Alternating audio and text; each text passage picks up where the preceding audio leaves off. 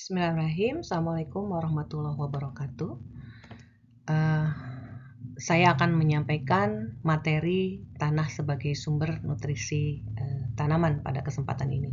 Dan materi tanah sebagai sumber nutrisi tanaman ini akan terbagi ke dalam dua segmen. Ya, yang pertama menjelaskan terkait tanah sebagai sumber nutrisi tanaman, dan yang kedua kita akan menjelaskan terkait pH tanah. Ya.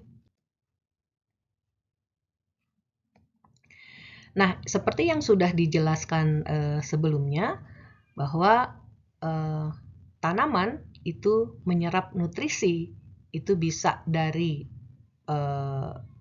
tanaman bagian atas, yaitu dari daun, dan juga dari tanaman bagian bawah, yaitu akar. Ya. Nah, jadi kalau yang diserap oleh daun itu menyerap karbon dioksida atau CO2, ya, nanti akan digunakan sebagai bahan untuk melakukan aktivitas fotosintesis, dan nanti daun ini akan mengeluarkan air dan juga oksigen. Ya. Nah, sementara kebanyakan mineral atau unsur hara yang dibutuhkan oleh tanaman itu diserap melalui akar, ya. Bisa menyerap mineral, kemudian menyerap air, menyerap oksigen, dan dia akan mengeluarkan CO2. Nah, nanti CO2 yang dikeluarkan oleh akar dari hasil respirasi ini akan digunakan untuk menukarkan kation-kation yang dibutuhkan oleh tanaman melalui proses difusi. Ya.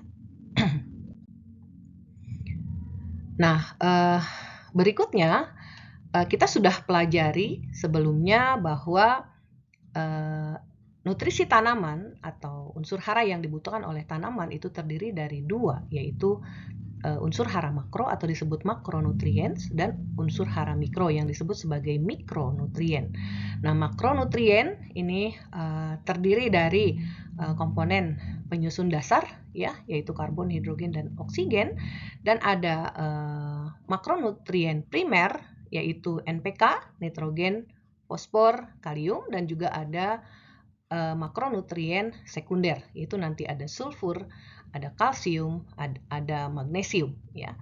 Nah, selain makronutrien juga dibutuhkan unsur hara mikro. Biasanya ini jenis-jenis mineral yang berfungsi sebagai kofaktor enzim, ya, yang akan membantu aktivasi reaksi-reaksi enzimatis.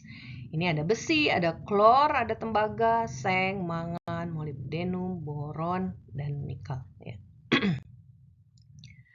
Nah, kenapa judul dari materi ini adalah tanah sebagai sumber dari nutrisi tanaman? Karena tanah ini merupakan faktor kunci. Ya.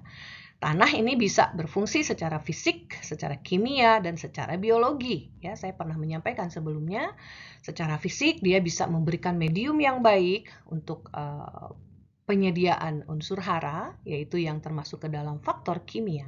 Ya. Kimia ini menyediakan unsur hara, tentu saja tadi ada makronutrien, ada mikronutrien, dan biologi.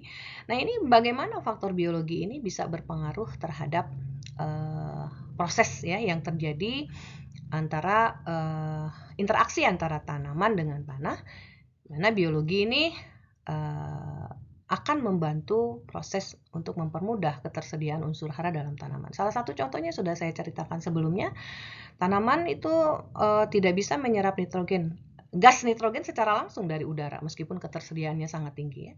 Tetapi harus dibantu oleh bakteri yang bisa memfiksasi, ya, bakteri yang bisa mengubah nitrogen tersebut menjadi bentuk yang lebih sederhana, yaitu anion dan kation yang bisa diserap tanaman. Contohnya adalah rhizobium, ya, yang akan mengubah nitrogen itu menjadi bentuk nitrat. Ya. Nah, selain ketersediaan dari unsur kimia, ya, tekstur dan komposisi kimia tanah ini faktor penting untuk menentukan jenis tanaman yang dapat tumbuh dengan baik. Jadi di dunia ini jenis tanah ini sangat banyak, ya, dan jenis tanah ini berbeda-beda, bisa dilihat dari warnanya, bisa dilihat dari teksturnya, bisa dilihat dari strukturnya, gitu ya. Dan perbedaan dari tekstur dan struktur itu bisa memperlihatkan perbedaan dari ketersediaan kimia yang ada di dalamnya. Nah, apakah ini termasuk kategori tanah yang subur atau tidak, gitu ya. Nah, biasanya tanaman tumbuh secara alami pada berbagai jenis tanah tersebut. Kadang-kadang kita bisa membedakan jenis tanah tersebut berdasarkan dari tumbuhan yang tumbuh di atasnya, gitu ya. Nah, bagaimana hubungan antara tanah dan tanaman? Nah, ini merupakan komponen penting dari siklus kimia yang terjadi pada ekosistem darat, ya. Nah, saya berbicara masalah fisik ya dari tanah. Jadi tanah ini terdiri dari komposisi berbagai partikel tanah. Berdasarkan klasifikasi dari USDA bahwa ada 3 partikel tanah yang berbeda ya di dalam setiap tanah atau setiap jenis tanah, yaitu ada partikel pasir yang ukurannya lebih besar dari 0,05 mm. Kemudian ada partikel debu dengan ukuran antara 0,05 sampai 0,002 mm. Dan ada partikel yang paling kecil yang disebut sebagai partikel liat yang ukurannya kurang dari 0,002 mm ya, atau 0,002 mikrometer, milimeter, ukurannya sangat kecil. Nah, itu disebut sebagai partikel liat. Nah, setiap jenis-jenis tanah itu akan berbeda berdasarkan komposisinya, ya. Nanti saya jelaskan terkait dengan segitiga dari tekstur tanah.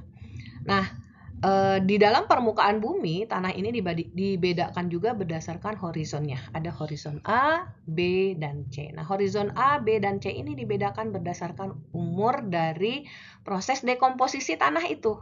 Ya, biasanya coba lihat gambar sebelah kanan itu ada lap tanah, kalau kita potong secara vertikal, ya itu akan memperlihatkan lapisan-lapisan horizontal yang berbeda warnanya. Nah, beda warna ini akan menentukan dari tingkat pelapukannya dan juga akan menentukan kandungan dari unsur hara yang ada di dalamnya, ya.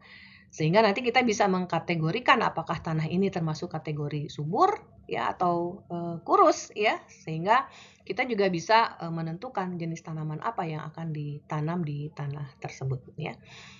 Nah, ada lagi istilah yang disebut sebagai lempung.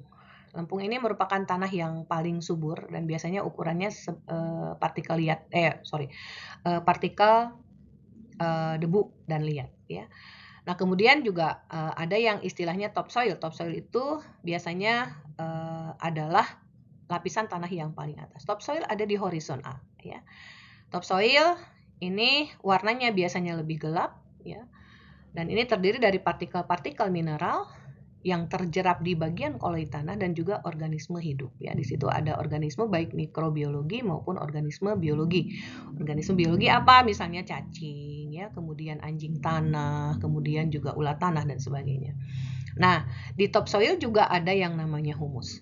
Ya, humus itu adalah hasil dekomposisi bukan mineral tanah, tetapi dari bahan-bahan organik yang ada di permukaan tanah, misalnya daun-daun kering, serasah, batang-batang, ataupun misalnya hewan-hewan yang mati dan sebagainya, ya, itu akan terdekomposisi sehingga akan memperlihatkan warna tanah yang lebih gelap. Kalau Anda ingin melihat humus yang paling baik itu, coba main ke kebun bambu, ya. Nah, itu bagian atas tanahnya itu humus dengan warna yang cukup gelap, ya.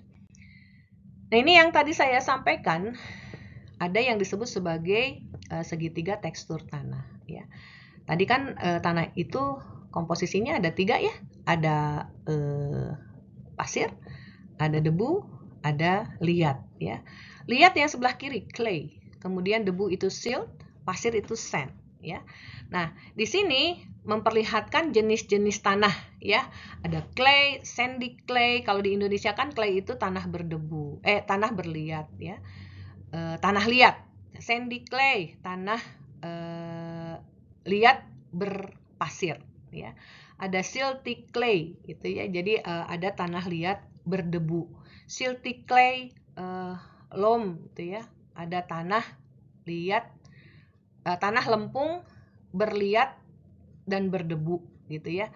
Kemudian ada clay loam, tanah lempung berliat dan sebagainya gitu, ya. Jadi nah, ini perbedaan dari jenis-jenis tanah itu atau tekstur tanah ini ya tentu saja tergantung dari berapa banyak persentase clay-nya, silt-nya, dan juga sand-nya. ya. Berikutnya tentang soil proses atau bagaimana proses terjadinya proses pelapukan tanah, ya, proses pelapukan tanah.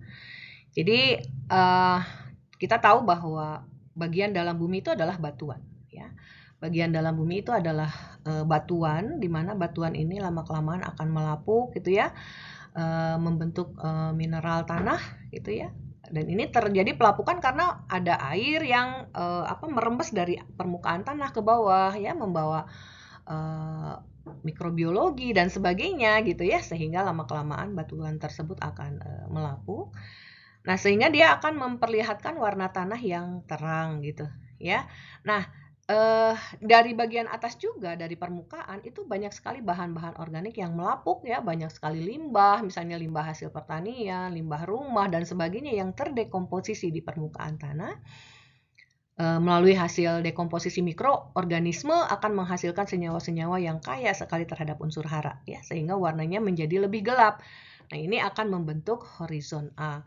Nah, horizon A nanti akan bertemu di bawah, ya, dengan horizon yang lebih rendah, misalnya menjadi horizon B, di mana kandungan bahan organiknya semakin rendah. Dan ini nanti diperlihatkan dengan warna tanah yang berbeda, ya.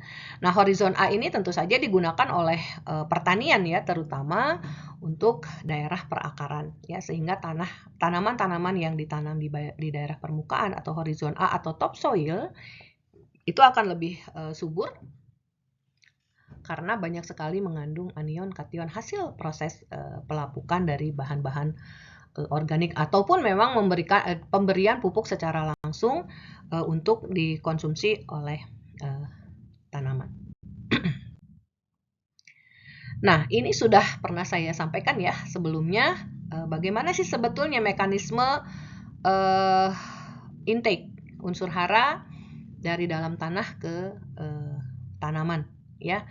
Jadi kuncinya adalah harus tersedia air dan juga ada mineral tanah, baru si unsur hara ini bisa diserap oleh tanaman. Nah, kita lihat gambar sebelah kiri, di situ ada tanaman yang utuh, ya, ada bagian atas tanaman, bagian bawahnya ada perakaran. Nah, itu ada lingkaran kecil di bawah, kemudian lingkarannya dibesarkan, memperlihatkan adanya bulu-bulu akar yang akan melakukan proses penyerapan unsur hara, ya. Nah, bulu-bulu akar ini nanti juga ada lingkaran kecil, ini dibesarkan di sebelah kanan. Nah, kita lihat dulu warnanya. Partikel-partikel yang berwarna putih itu disebut sebagai soil particle atau disebut nanti koloid tanah, ya.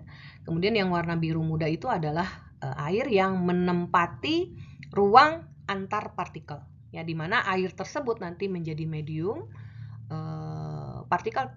Unsur hara ini bisa diserap oleh bulu akar, ya.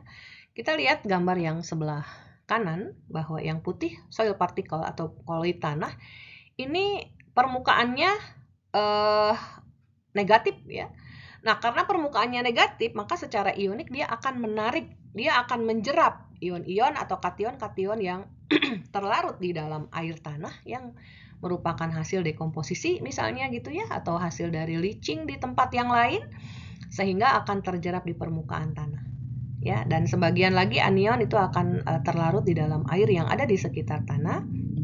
Nah, kemudian tadi di awal saya sampaikan bahwa si bulu akar itu akan mengeluarkan CO2, ya, hasil respirasi. Nah, CO2 ini akan bereaksi dengan air, membentuk asam karbonat H2CO3. Nah, asam karbonat ini juga akan terionisasi kembali menjadi HCO3- dan H+.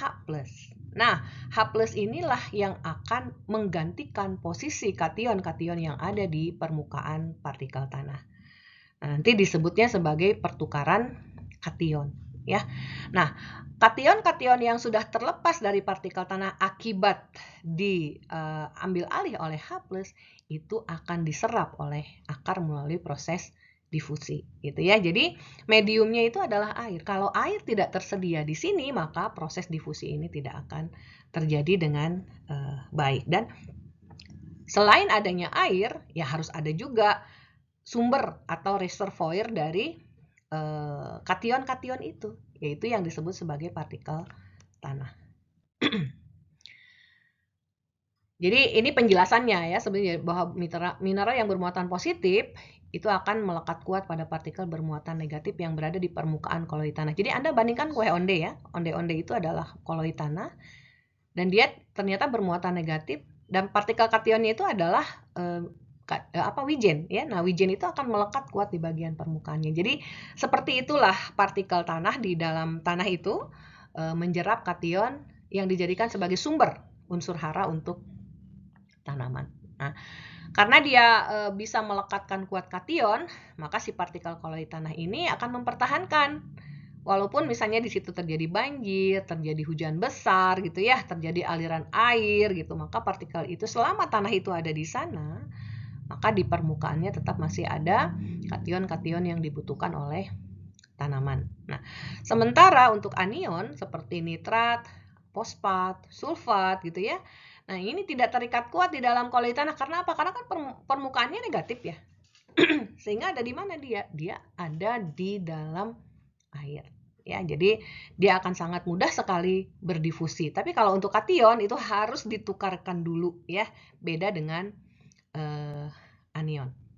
Nah, mineral bermuatan positif yang tersedia di permukaan partikel koloid tanah itu akan tersedia bagi tanaman apabila ion hidrogen hasil reaksi dengan CO2 tadi ya mengambil alih ya posisinya di permukaan tanah. Nah, tadi saya bercerita tentang koloid tanah. Apa sih sebetulnya koloid tanah itu? Koloid tanah adalah bagian paling aktif di dalam tanah yang merupakan partikel berukuran kurang dari 2 mikrometer atau partikelnya liat gitu ya, yang memiliki muatan negatif bersih ya. Jadi bayangkan kembali seperti kue onde-onde ya. Jadi negatif bersih, banyak muatan negatifnya sehingga kation-kation itu akan terjerap. Nah, koloid tanah memiliki kemampuan menyerap, menahan, dan melepaskan ion. Ada dua jenis koloid tanah di dalam tanah. Ada koloid anorganik yang berasal dari pelapukan bebatuan, di mana di situ akan sangat kaya sekali mineral liat aluminium, ya, aluminium silika. Itu mineral, ya. Jadi Al. Kemudian Fe itu juga sangat kaya di dalam hasil pelapukan batuan. Dan ada koloid anorganik. Kalau tadi koloid anorganik itu berasal dari bawah, dari pelapukan batuan ya kalau di dalam horizon tanah. Tapi kalau koloid organik itu berasal dari atas, yaitu humus. Humus itu adalah lapisan tanah bersifat amorf, memiliki KTK yang tinggi yang merupakan hasil dari dekomposisi bahan-bahan organik yang ada di permukaan tanah. Makanya kalau kita memberikan bahan organik ke dalam tanah itu akan membuat tanah itu subur. Kenapa dia subur? Karena dia akan menyediakan koloid tanah yang banyak, ya. Kenapa koloid tanah banyak bisa subur? Karena koloid tanah bisa menjerap, melekatkan unsur hara yang dibutuhkan oleh tanaman, sehingga tanaman akan dengan mudah intake unsur tersebut ke dalamnya gitu ya. Jadi kalian bisa pahami. Nah, berikutnya, nah ini kenapa H+ itu bisa menggantikan posisinya si kation-kation tadi. Ternyata dia memiliki kekuatan yang paling tinggi dibanding dengan kation yang lainnya. Yang paling rendah ini di sini adalah natrium ya. Na+ itu lebih kecil dari K+.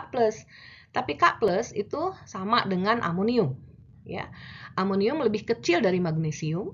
Magnesium itu sama dengan kalsium. Kalsium lebih kecil dari Al dan Al lebih kecil dari H+.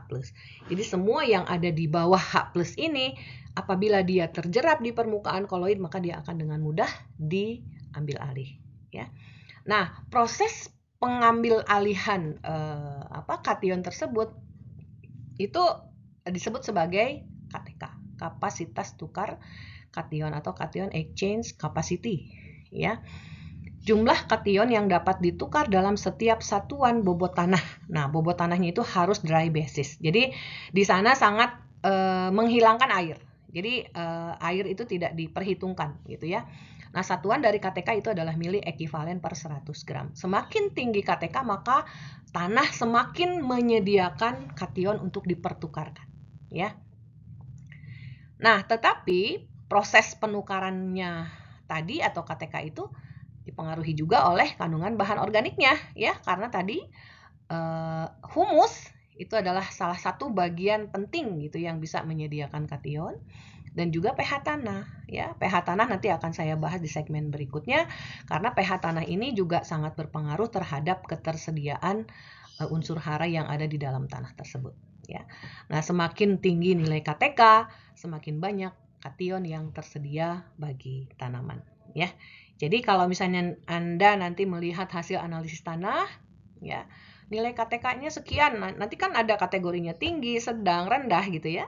Nah, itu berarti apa? Berarti banyak mengandung kation ya.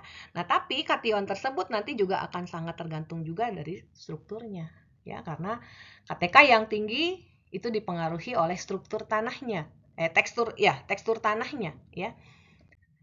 Seperti ini ya, tekstur tanahnya. Jadi CEC 25, CEC ini membandingkan dari nilai KTK yang tinggi dan KTK yang rendah. CEC yang tinggi misalnya nilai 25 ya, itu muatan negatifnya tinggi. Kenapa? Karena dia bisa menjerap kation dengan jumlah yang banyak. Dan partikel tanah yang bisa menyediakan muatan negatif yang tinggi itu adalah partikel-partikel liat. Jadi tanah-tanah yang memiliki komposisi liatnya yang tinggi itu akan memiliki nilai KTK yang lebih tinggi dibandingkan dengan tanah yang komposisi pasirnya lebih tinggi ya. Pasir itu kan ukuran partikelnya besar ya. Nah, ukuran partikel besar itu akan membuat luas permukaan partikel itu lebih kecil dibandingkan dengan partikel liat, sehingga jumlah kation yang melekat di dalam permukaan koloidnya itu semakin sedikit. Nah, itulah digambarkan dengan nilai KTK yang lebih rendah. Jadi kalau tanah yang kandungan pasirnya tinggi, tentu saja kesuburannya mungkin relatif rendah. Karena apa? Karena ketersediaan kationnya itu lebih sedikit dibandingkan dengan tanah yang memiliki partikel liat yang tinggi ya. Nah, bagaimana implikasi KTK terhadap kesuburan tanah ya? Nah, karakteristik tanah itu maksudnya karakteristik tanah yang mempengaruhi nilai KTK itu adalah kejenuhan basa dan kapasitas buffer. Ya, jadi tidak sesederhana ketika kita tahu bahwa KTK tinggi itu dia subur gitu ya. Tapi yang jelas bahwa KTK tinggi, kationnya pasti tinggi. Cuman kan belum tentu bahwa kation tersebut bisa dipertukarkan ya. Belum tentu kation tersebut bisa dipertukarkan. Jadi dia hanya ada di permukaan partikel tanah aja, tapi dia tidak bisa dilepaskan. Nah, itu akan tergantung dari kejenuhan basa dan kapasitas buffer. Apa itu kejenuhan basa? Kejenuhan basa mengacu pada persentase dari KTK untuk 4 jenis kation, yaitu K+, Ca2+, magnesium 2+, dan Na+. Tanah dengan persen kejenuhan basa yang tinggi akan memiliki ketersediaan kation yang tinggi untuk pertumbuhan tanaman. Ya, jadi kunci dari kation yang memang diidentifikasikan sebagai tanah yang subur itu kalau di permukaan koloid tanahnya itu banyak mengandung K+, Ca2+, magnesium 2+, dan Na+. Ya. Nah, sementara kapasitas buffer ini mengacu pada kemampuan tanah untuk mengisi kembali ion di dalam larutan tanah. Ya, jadi kalau misalnya partikel itu sudah terlepas kemudian dipertukarkan ya, kemudian diserap oleh tanaman, apakah si tanah itu bisa menjerap kembali kation-kation lain ya? Sehingga jadi gini, kalau tadi kan kita bandingkan dengan kue onde itu ya. Nah, kalau onde itu si kacang wijen di atasnya itu sudah terlepas sebagian karena sudah diserap oleh tanaman misalnya, sudah termakan misalnya gitu ya. Nah, apakah dia masih memiliki kemampuan untuk melekatkan si biji wijen lainnya ya, atau kalau di dalam partikel tanah itu apakah dia akan mampu melekatkan kation lainnya gitu ya. Nah, ini akan tergantung dari kapasitas buffer. Tanah dengan kapasitas buffer yang tinggi mengandung partikel liat dan bahan organik yang dalam jumlah yang besar ya. Jadi bisa mengindikasikan bahwa meskipun kation itu sudah banyak terserap oleh tanaman, tapi dia bisa atau memiliki kemampuan untuk mengisinya kembali ya, sehingga tanah tidak kekurangan ya. Nah, berikutnya bahan organik tanah. Tadi partikel koloid tanah yang bisa memiliki KTK yang tinggi itu salah satunya disebabkan karena partikel liat, gitu ya. Dan partikel-partikel itu juga bisa dipengaruhi oleh jumlah bahan organik yang tinggi yang disebut tadi humus, ya. Nah, bahan organik tanah itu apa saja sih yang akan membentuk humus, ya? Ini terdiri dari material sisa atau buangan yang berasal dari tumbuhan dan hewan pada berbagai tingkat pelapukan. Jadi di permukaan tanah, bayangkan coba hutan ya, hutan itu kan banyak sekali jatuhan gitu ke bawah. Nah itu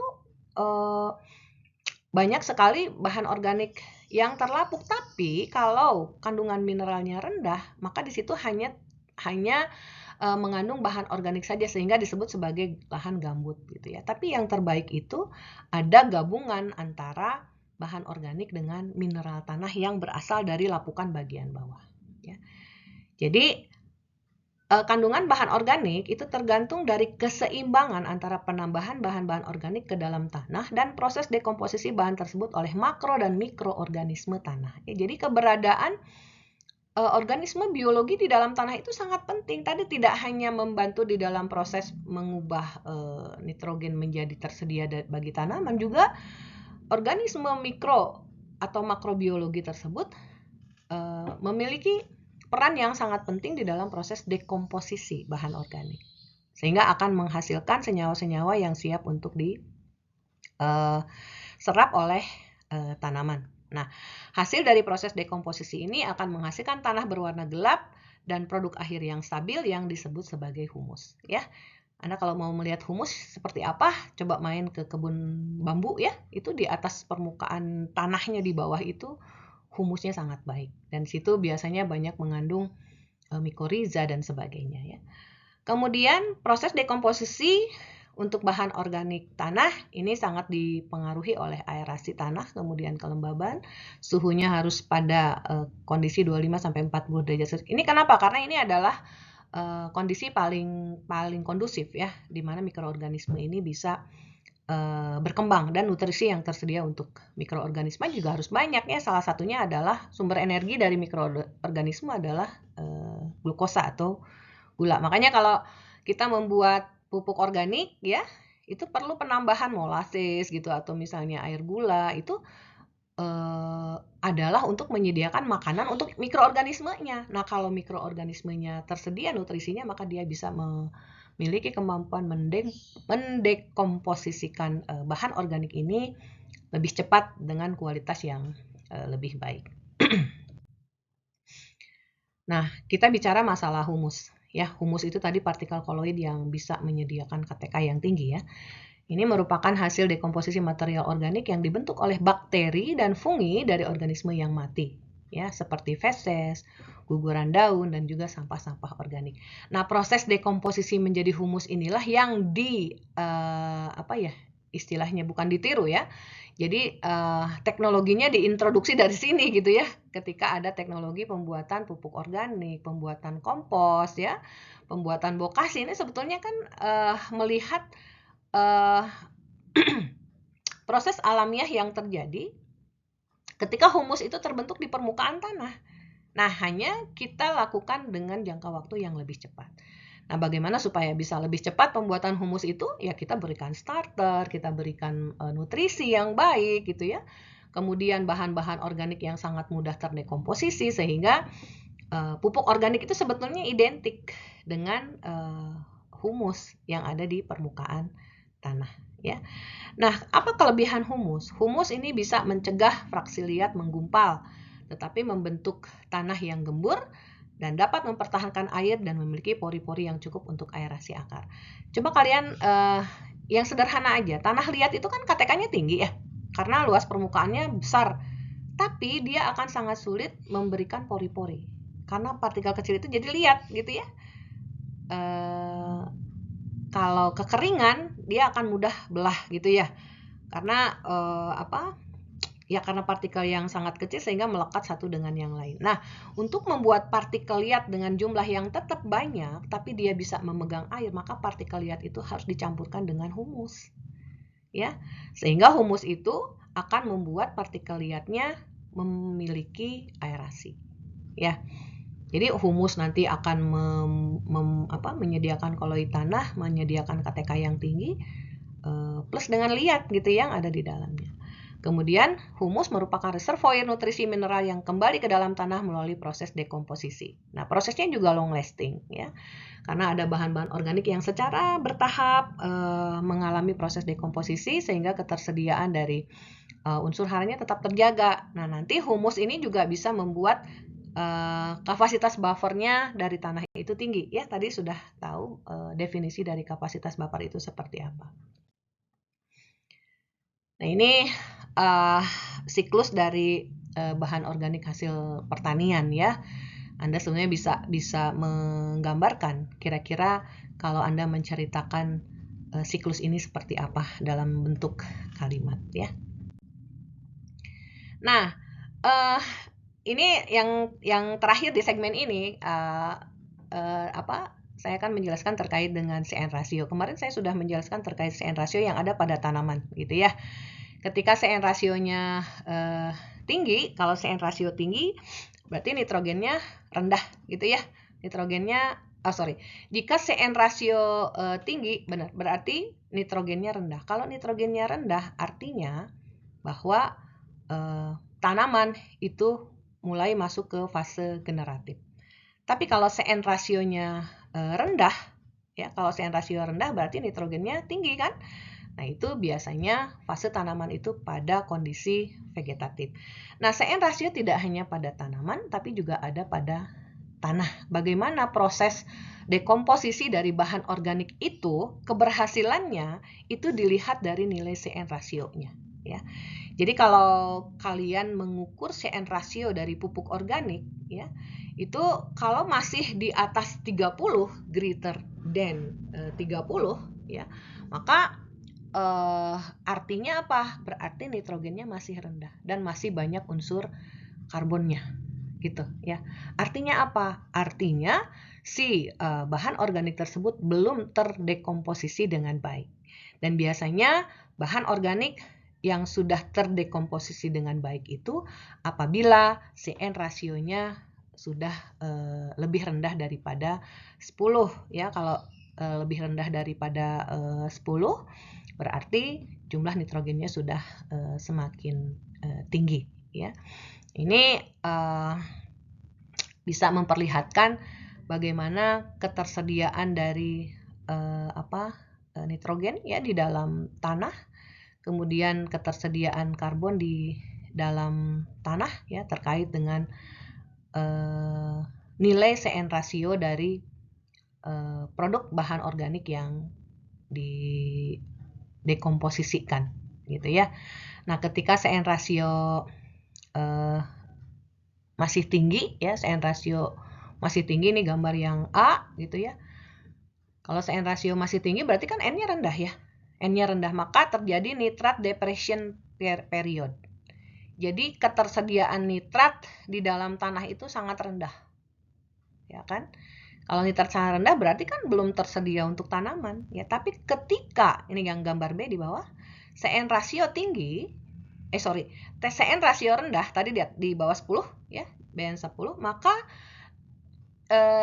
available N level in soil. Jadi ketersediaan N-nya itu sudah tersedia cukup tinggi bagi tanaman. Dilihat dengan gambar birunya ya, gambar birunya tinggi karena CN rasionya rendah. Kalau CN rasio rendah itu artinya pembaginya N-nya besar kan? Ya, N-nya besar. Maka tanah yang baik itu yang memiliki nilai CN rasio yang rendah ya. Nah, terakhir, bagaimana implikasi bahan organik terhadap kesuburan tanah? Lihat ya gambarnya sebelah kanan. Partikel humus itu kan tadi dia banyak mengandung partikel negatif ya, bisa berasal dari gugus karboksil ya, COO-, bisa berasal dari gugus yang termasuk ke dalam senyawa aromatik, fenol misalnya gitu ya, ada okmin di situ ya, banyak. Nah, yang minus-minus tadi itu akan menjerap kation yang positif kan, ada amonium, ada kalium, ada kalsium gitu ya. Nah, ini gambaran dari di permukaan bahan organik. Jadi humus ini revolving nutrient bank account. Jadi dia sebagai reservoir untuk ketersediaan dari unsur hara, terutama kation.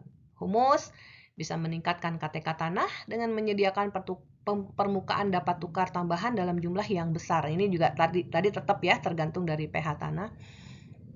Dan juga bisa memperbaiki struktur tanah dan stabilitas agregatnya ya. Jadi kenapa kita membutuhkan bahan organik pada tanah? Ini kaitannya dengan ketersediaan kation-kation yang dibutuhkan oleh tanaman. Ketersediaan dari nutrisi yang dibutuhkan oleh tanaman gitu ya. Sehingga Anda paham, oh iya ya, berarti kita harus membuat tanah itu menjadi sehat supaya dia tetap bisa menyediakan unsur hara dengan baik, itu dengan memberikan bahan organik ke dalamnya.